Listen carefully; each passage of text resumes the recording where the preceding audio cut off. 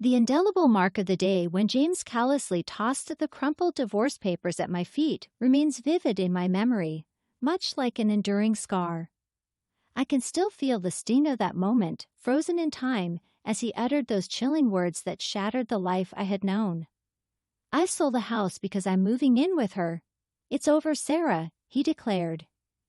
At the tender age of 32, I was a devoted homemaker, dedicated to our 11-year-old son, Mark. Our seemingly idyllic life unraveled in the blink of an eye, leaving me blindsided, naive, and utterly unprepared for the storm that was to follow. My journey with James had commenced at the age of 18 when he, a charming man working at the main office of a pharmaceutical company, entered my life. Fresh out of high school, I found myself working as a receptionist at one of its subsidiaries. James' attention was flattering, and he seemed like a dream come true. Our whirlwind romance led to an unplanned pregnancy, and before I knew it, we were married in a modest ceremony. Life at that point appeared simple, or so I believed. I wholeheartedly devoted myself to our home and to raising Mark, but James's presence dwindled over the years. The day James left, everything crumbled. Forced to confront the harsh reality lurking beneath the surface of our seemingly happy life, I had to reckon with his infidelity, growing distance, and the signs I had chosen to ignore. With nowhere else to turn, Mark and I moved back to my family home. However, my sister Laura and her husband were far from welcoming, making it clear that we were considered burdens, intruders in their settled life. In the midst of my despair, I felt lost, a high school graduate with no significant work experience, tasked with finding a job to support myself and my son. Each rejection in the daunting job market dealt a blow to my fragile state. However, with Mark's well-being at the forefront of my concerns, I found a job at a call center. A far cry from ideal, but a glimmer of hope in the darkness that had enveloped my life. The job was challenging, demanding long hours and involving interactions with irate customers, yet it provided a sense of purpose I had lost in the chaos of my personal life. As I navigated the complexities of the corporate world, I realized how sheltered I had been, particularly regarding legal matters like divorce and alimony. This realization ignited a fire within me, vowing never to be so helpless again. I immersed myself in learning, expanding my understanding of the world beyond the confines of home and family. As Mark grew, I witnessed the impact of our situation on him. His quiet demeanor and mature eyes reflected a resilience that I admired. Our journey had just begun, marked by struggles and revelations. In those struggles, I discovered a strength I never knew I possessed, and in those revelations, a determination to fight back and claim what was rightfully ours. Life at my sister Laura's house served as a daily reminder of our fallen state. Her husband, Mark, barely concealed his disdain, frequently remarking, "Sarah, you need to find your own place soon. We can't support you." Yet in the face of adversity, I embarked on a journey of self-discovery and empowerment, determined to overcome the challenges that lay ahead. For what seemed like an eternity, the unrelenting pressure bore down on me relentlessly. Day after day, I diligently scoured job listings, hoping for a break that would lift the growing sense of despair within me. Each rejection letter served as a painful reminder of the uphill battle I faced. However, amidst the turmoil, it was Mark's quiet resilience that provided the glimmer of hope I desperately needed. Mark remained steadfast in his commitment to the studies, his determination unwavering despite the challenging circumstances. His ability to stay focused fueled my determination to press on. Then, unexpectedly, a beacon of opportunity appeared on the horizon. A job opening at a customer service center. While not glamorous, it presented a chance for a fresh start. The nerve-wracking interview felt like a pivotal moment. Clad in my outdated suit, with a resume that felt embarrassingly thin, I faced the inevitable question, why did I want this job? Suppressing the urge to express my lack of choice, I mustered a smile and stated my desire for an opportunity to learn and grow. Surprisingly, they offered me the position, a contract role, but a starting point nonetheless. The mixed emotions I experienced when sharing the news with Laura and Mark mirrored the conflicting feelings within me. Relief mingled with a stinging sense of inadequacy. Mark's comment, "Finally, you can start contributing," lingered, adding another layer to my internal struggle. The job proved to be a challenging endeavor in a fast-paced environment with endless calls. Overwhelmed as I was, I persevered, driven by the need to provide for Mark and prove to myself that I could stand on my own. As the routine settled in, reflections on my marriage with James surfaced. The late nights, unexplained absences, and whispered phone calls had been dismissed as part of the illusion of a happy family. However, the truth unfolded. James had been living a double life. The revelation was a bitter pill to swallow, igniting a growing anger towards James and myself for my naivety. A coworker's insight about alimony and child support opened my eyes to my entitlements. James had left us with nothing, and I had silently accepted it. Realizing my lack of knowledge, I embarked on a journey of self-education. Books, online searches, anything on divorce and family law became my resource. Then a call from Mark's school unveiled a different struggle. He had been in a fight, fueled by the poison of James's manipulation. The realization that our situation was defining us struck hard. Determined to reclaim what was rightfully ours, I vowed to fight back, not just for my sake, but for Mark's future. Moving into a small apartment marked a significant departure from the life we once shared with James. Though humble, it represented our fresh start.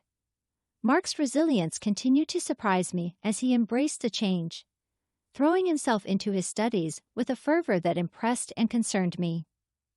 A year into my job at the call center, I had grown more confident and adept at handling the challenges. The sense of achievement, though small, served as a constant reminder that I was more than James's discarded wife. In the midst of this progress, Mark, over dinner one evening, posed a question that caught me off guard. "Mom, do you ever think about Dad?" It was a subject we rarely touched upon, leaving an open-ended curiosity hanging in the air. I found myself grappling with the admission, a confession that wasn't as straightforward as it might seem at first glance. The revelation of what he had done to us lingered in my thoughts, a constant weight that fueled the resentment I harbored. Our lives had been left in ruins, with nothing to show for the love and commitment we had invested. As Mark's eyes darkened with the same hatred I felt, I couldn't help but reflect on the injustice of it all. His callousness struck a chord deep within me, awakening a potent mix of anger and a profound sense of injustice. The simmering emotions found resonance in Mark's words, and I acknowledged, "You're right." My voice, surprisingly steady, broke the silence that hung between us. He shouldn't get away with it. In the weeks that followed, I delved into the intricate web of divorce and family law. My quest for knowledge led me to explore facets such as alimony, child support, and the available legal avenues for seeking redress. The more I learned, the more empowered I felt. A breakthrough emerged when I discovered that, under certain conditions, a betrayed spouse could file for alimony even years after a divorce, particularly in cases of infidelity. Empowered by this newfound knowledge and armed with evidence of James's infidelity, I took a bold step. I sought the guidance of a sympathetic lawyer who saw beyond professional courtesy to understand the depth of my pain. "You have a case," she assured me, but cautioned, "It won't be easy. Are you ready for this?" My resolve remained firm as I nodded, declaring, "I'm ready for myself and for Mark." Together with Mark's unwavering support, we embarked on the challenging journey. As we filed for alimony, citing James's infidelity and his failure to provide financial support post-divorce, I felt a mix of emotions, fear, anxiety, but above all, a sense of righteousness. The legal battle was a daunting prospect, but James had wronged us, and it was time for him to be held accountable. The filing of the lawsuit marked a turning point, a moment where fear clashed with determination. I knew that James would not take this lying down, but I was no longer the naive young woman he had left behind. I had grown stronger and wiser. The legal proceedings unveiled more than just infidelity. They exposed a web of lies and deceit that James had meticulously woven over the years. In the lawyer's office, we were presented with a file that went beyond our expectations. James wasn't just unfaithful, he was living a double life, a revelation that painted a damning picture of luxury and indulgence, all while neglecting his family. The evidence was irrefutable. Bank statements, credit card bills, and photos revealed James's secret life. As we stared at a photograph of him, carefree and happy with a woman who wasn't me, a surge of emotions washed over me. Mark's face mirrored my shock and disappointment, yet we steeled ourselves to face this painful truth. The lawsuit took a toll on us as James's aggressive lawyers sought to discredit me, portraying me as a vindictive ex-wife. Nevertheless, I stood my ground, fortified by the evidence and the unwavering support of Mark and our lawyer. The deposition day arrived, with James's demeanor smug and confident. However, as our lawyer began presenting the damning evidence, bank statements, personal expenses, and incriminating photos, his confidence waned. The room was charged with tension as the lawyer asked, "Mr. James, can you explain these expenses?" His eyes flicked nervously over the documents, and in that moment, I saw a flicker of panic. The truth was laid bare, and justice, albeit a challenging pursuit, seemed within reach. James's carefully constructed facade began to crack, revealing the vulnerability beneath. Fumbling for words, his composure slipped as he struggled to downplay the gravity of his actions. He insisted it was nothing serious, just a fleeting affair. But Mark interjected with an icy voice that sliced through the tension, accusing James of destroying their family for a mere fling. The room hung thick with the palpable weight of betrayal. Attempts by James's lawyer to intervene were futile, as the damage was already done. Overwhelming evidence pointed to James's unfaithfulness, and his feeble excuses only added to the mounting tension. Leaving the deposition, a sense of vindication washed over me. James had been exposed for the cheat he truly was. However, the battle was far from over. The lawsuit against James was poised to continue, and I braced myself for the upcoming challenges. James, I knew, would fight back, but for the first time, I felt a newfound sense of control. No longer a victim of his betrayal, I was determined to fight not just for myself, but for Mark and the life we deserved. As the lawsuit dragged on, each hearing became more contentious than the last. Amid the turmoil, a surprising development unfolded one evening when Mark came home with a peculiar look on his face. He shared a remarkable twist in the ongoing saga. His job interview at a pharmaceutical company was conducted by none other than James, the HR manager. The irony was bitter. James, who had abandoned his family for his career, was now unknowingly interviewing his own son. Mark, fueled by a cold fire, played along at first, savoring the revelation. He confronted James with pointed questions about the company's stance on affairs, leaving his estranged father speechless and stewing in guilt. In the aftermath of Mark's unexpected encounter, the ripples spread through our legal battle. James, now aware that his own son stood against him, grew increasingly desperate in his defense. Our lawyer, Miss Carter, informed us that James's lawyers were pushing for a settlement. Despite the mounting pressure, Mark's determination remained unwavering. During a strategy meeting, Miss Carter revealed the possibility of a settlement, given the evidence and Mark's compelling testimony. However, looking at Mark, I sought his opinion. His jaw set, determination clear, he declared, "We go all the way. He needs to be held accountable, not just financially, but morally too." Miss Carter, her expression resolute, nodded in agreement. "Good. Let's prepare for the next hearing. It's going to be tough, but we have the truth on our side." The subsequent hearing proved to be challenging, with James's lawyer attempting to paint a picture of a remorseful man who had simply made a mistake. However, Miss Carter remained relentless, presenting evidence of James's deceit and neglect of family responsibilities. James himself took the stand, his demeanor a mix of defiance and feigned contrition. He expressed regret, but it was evident that the battle for accountability was far from over. The hearing became a crucible where the truth clashed with manipulation, and the outcome would determine the course of justice for our fractured family. I found myself standing amidst my family as he spoke, his voice devoid of genuine remorse. Despite his claim that the settlement offered was fair and just, his words echoed hollow in my ears, igniting a surge of anger within me.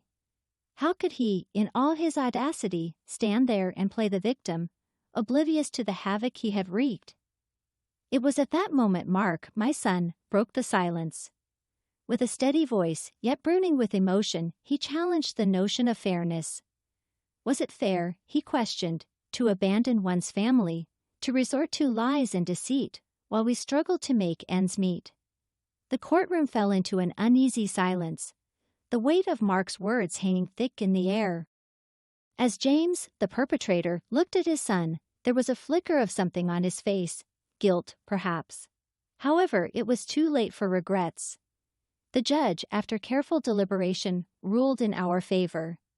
The settlement granted was significantly more than what James had initially offered, a tangible acknowledgement of the harm he had inflicted upon us. Exiting the courthouse, a sense of vindication enveloped me. It wasn't merely about the money, it was about justice, about holding James accountable for his actions. "We did it, Mom," Mark said, a hint of a smile playing on his lips. It was more than a legal victory. It was a reclaiming of our dignity and a crucial step towards healing. Yet, the story did not conclude there. The repercussions of James's actions began to unravel his life, both professionally and personally. Weeks after the trial, I received a call from an old acquaintance who worked at the same pharmaceutical company as James. "Have you heard about James?" she asked, her voice tinged with a mix of shock and gossip. Curiosity mixed with apprehension, I inquired about the details. "He's been demoted," she revealed. The company conducting its investigation post our lawsuit discovered that James had been misusing company resources for personal affairs. He was transferred to a remote factory, practically a career death sentence. Stunned silence overcame me as I absorbed this information. The once rising star of his company was now facing the consequences of his actions in the most fitting manner. Mark, listening quietly as I shared the news, simply stated, "Good." His eyes, however, reflected a deeper sense of satisfaction. James was getting what he deserved. But the ripple of retribution did not end there. James's social circle, once tight-knit with colleagues and friends, started to distance themselves. His reputation, tarnished by the lawsuit and the company investigation, became a liability. Rumors of James's fall from grace spread, selling his apartment to cover the settlement and legal fees, his second wife struggling to adjust to their new diminished lifestyle. As harsh as this reality was, it was a consequence James had brought upon himself. His choices, driven by selfishness and deceit, led to his undoing. Reflecting on these developments, it became clear that this wasn't just about revenge, it was about justice. The universe, it seemed, was righting a wrong. Mark and I discussed these events one evening, our conversation more reflective than vengeful. "Do you feel sorry for him?" Mark asked, his voice neutral. Pausing to consider the question, I replied, "No, but I do feel a sense of closure. It's as if a chapter has finally ended, allowing us to start."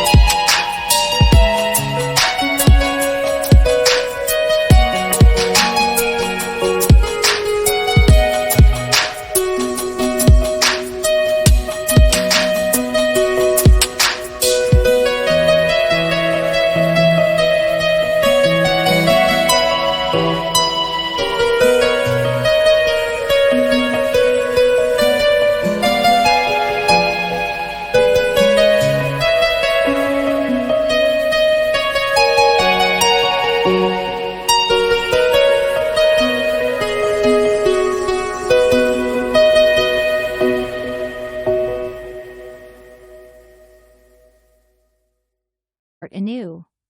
Mark nodded in agreement, a shared understanding of the profound significance of justice served. The time had finally arrived for us to transition into a new phase, redirecting our focus towards the intricate tapestry of our individual lives. The chapter that encapsulated the challenges and triumphs of Sarah and Mark was drawing to a close, and as they gazed steadfastly towards the future, the burden of the past began to dissipate slowly, akin to a heavy fog lifting from their shoulders. Confronting adversities head-on had not only fortified their spirits, but had also rendered them more resilient, poised to wholeheartedly embrace the forthcoming chapter of their lives. With the legal battles now relegated to the rearview mirror and James grappling with the repercussions of his actions, an overwhelming sense of freedom enveloped their lives. It felt as if they had been emancipated from a looming, dark cloud that had cast its shadow over them for an extended period. Their once modest apartment, symbolic of their struggles, started to metamorphose into a comforting haven. A fresh wave of transformation swept through as they redecorated, turning their living space into a manifestation of their newfound beginnings. The walls, once bare witnesses to their trials, now boasted artwork, while shelves were adorned with books and mementos, transforming the living space into a sanctuary of memories. Mark, now more at ease and focused, found himself excelling in his studies. What was once a resolve born of anger and a quest for justice had now evolved into a genuine passion for learning. "I'm contemplating applying for a research internship this summer," he shared one evening, his eyes gleaming with excitement. "That's truly wonderful, Mark," Sarah responded, feeling a surge of pride. "You've worked so hard for this." Their conversations, once centered around the past and its tribulations, seamlessly shifted towards the future and the aspirations they hoped to achieve. Travel plans, places they longed to visit, and experiences they wished to savor became the new focal points of their discussions. One day, as they sat in their newly adorned living room, Sarah broached a topic that had been lingering in her thoughts. "Mark, have you considered dating? Meeting someone special, perhaps?" His response was accompanied by a bashful chuckle. "I've been so focused on school and everything else, but yeah, I think I'm ready to start dating." Sarah smiled, delighted to witness him contemplating a normal and happy aspect of life.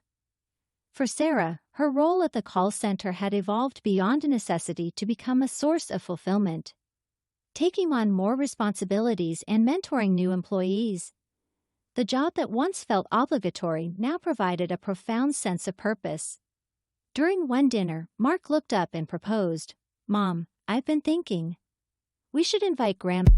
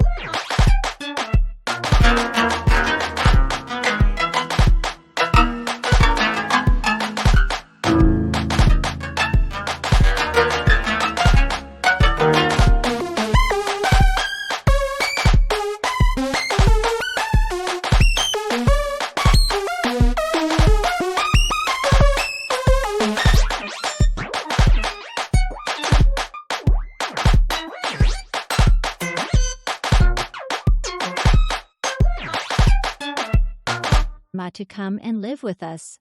She's been alone since Grandpa passed, and I think she'd like it here." The suggestion warmed Sarah's heart, and she agreed wholeheartedly. With Grandma now part of their household, their home exuded a sense of fullness, resonating with laughter and cherished stories from the past. As they sat together, Grandma shared tales of her youth, the challenges she had faced, and the resilience that defined her life. "Life is a tapestry of experiences," she mused, her eyes reflecting the wisdom amassed over the years. "Some parts are dark and difficult, while others are bright and joyful. Together, they make a beautiful picture." Her words struck a chord with Sarah, echoing the tumultuous journey they had navigated. It had been marked by pain and struggle, yet it had also been a journey of profound growth and resilience. With Grandma's presence, a sense of completeness infused their home. One evening, while gazing at the stars from their balcony, Mark asked, "Mom, do you ever think about Dad anymore?"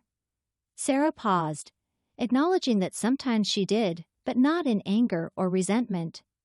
"I think about how far we've come since then, how he was a part of our story but not the defining part." Mark nodded in understanding. "Yeah, I feel the same. He's just a chapter in our past." In that moment of silence, each lost in their thoughts, the journey they had undertaken unfolded before them. It wasn't a path they had chosen, but it had sculpted them in ways they could never have envisioned. As they looked towards the stars, a profound sense of calm enveloped them, signifying the culmination of their transformative journey.